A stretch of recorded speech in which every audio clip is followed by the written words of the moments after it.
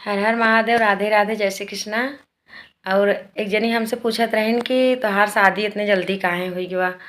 त देखा भाई बहनी, हमार शादी इतने जल्दी एकरे वजह से हुई गया कि पहले सबका शादी जल्दी होत रहा।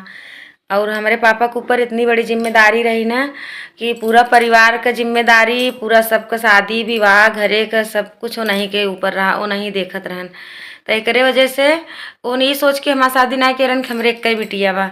उन ई सोच के करे रहन कि हमें जितना घरे में 4 लड़की हैं सबका शादी हम ही करेगा, पूरा एक जैसे जिम्मेदारी हमरे न ऊपर बा। तो एकरे वजह से शादी हमार जल्दी भ रहा और पहले सब के जल्दी होत रहा। हमारे घर में सब लड़किन के शादी जल्दी भबा, केहू के लेट नहीं भबा। त एक यही के नाते और हमें कौनो शादी से तब तक समझ नहीं रहा शादी का चीज़ होत है।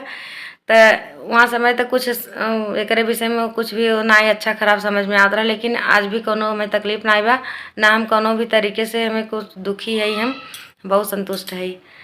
और अब सामने वाला हमसे कितना खुश बा अब सामने वाला जाने, लेकिन हम तो बहुत खुश है ना। हमें अपने सास से कोनो शिकायत बा, ना ससुर से, ना ननद से, ना जेठान से, केहू से भी ना कोनो शिकायत बा।